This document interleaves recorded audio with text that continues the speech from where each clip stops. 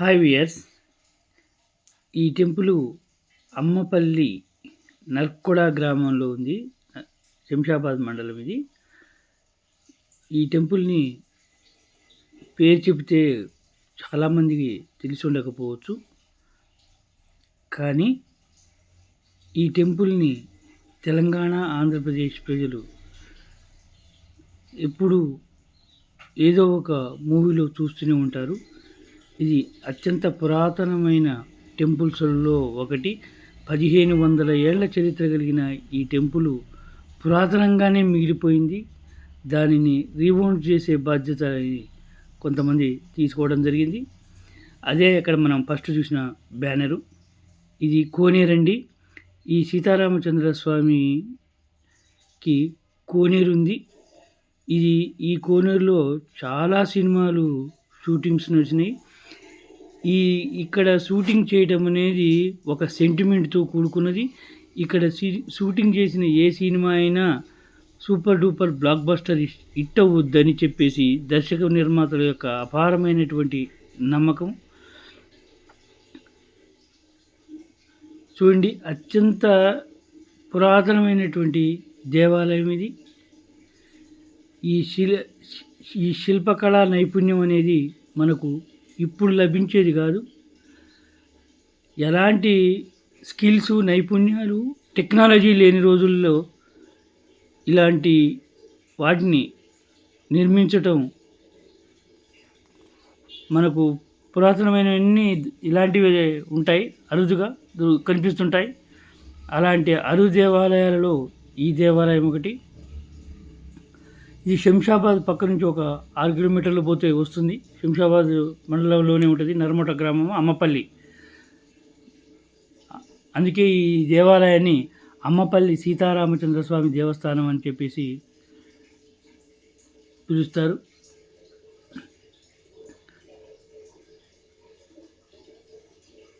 కోనేరు.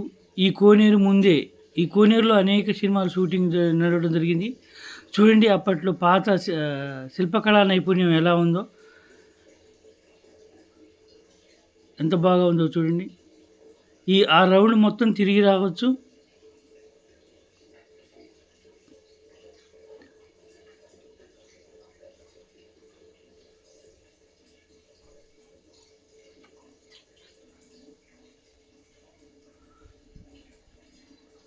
Water కూడా చూడండి ఎంత స్వచ్ఛందంగా ఉన్నాయి. పైన మాత్రమే కలుషితంగా కనిపిస్తున్నాయి, కానీ మనం చాలా దగ్గరికి వెళ్తే చాలా నీట్గా ఉన్నాయి. చాలామంది అందులో కాళ్ళు చేతులు కడుక్కుంటున్నారు. ప్రతి దేవస్థానంలో ఒక కోనేరు నిర్మించటం నాటి పాలకుల యొక్క ఆనవాయితీ. ఆ ఆనవాయితీ ప్రకారం నిర్మించబడ్డది ఈ కోనేరు. చూడండి, ఈ టెంపుల్ ముందు చూడండి, కోనేరు మొత్తం వ్యూ. ఇది లోపల దేవాలయం అండి. Main entrance. ఇక్కడికి హైదరాబాద్ నుంచి చాలా ఎక్కువ సంఖ్యలో భక్తులు వస్తూ ఉంటారు. శని ఆదివారాల్లో ఇంకా ఎక్కువ వస్తుంటారు.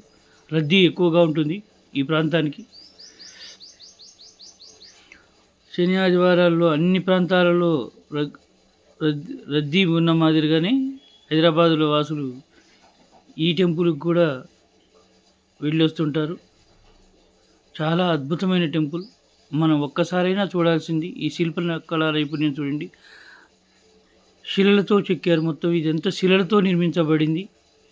ఈ దేవాలయం మొత్తం రాళ్లతో నిర్మించబడింది. రంగు సున్నాలు అవి వేసి అప్పట్లో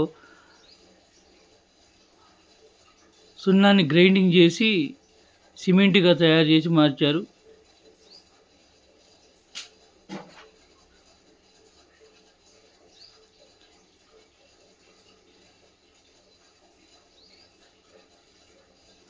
చూడండి, పైకప్పు ఎంత ఇదిగా ఉందో. చాలా అద్భుతమైనటువంటి దేవాలయం. చూడవలసినటువంటి క్షేత్రాలలో ఒకటి. ఈ దేవాలయంలో అనేక షూటింగ్లు నడిచినాయి. చూడండి, పబ్లిక్ ఎలా ఫొటోస్, వీడియోస్ తీసుకుంటున్నారు. ఇది బయటికి రావడానికి అవుట్ ప్లేస్ ఇది. లోపల కూడా చూడండి దేవాలయానికి రక్షణ ఎంత పకడ్బందీగా వ్యవస్థను నిర్మించారు. ఇలాంటి దేవాలయాన్ని తిరిగి పునర్నిర్మించడానికి కమిటీని వేసుకొని ఇలాంటి దేవాలయాన్ని పునర్నిర్మించడానికి ప్రయత్నం జరుగుతుందండి. అది నీకు నాకు తెలుసు. మీరు చాలామంది మన వీడియోలు చూస్తున్నారు కానీ లైక్ చేయట్లేదండి. మన వీడియోస్ని మరిన్ని మంచి వీడియోస్ రావాలంటే మన ఛానల్ని తప్పకుండా సబ్స్క్రైబ్ చేసుకోండి. మన వీడియోని లైక్ చేయండి.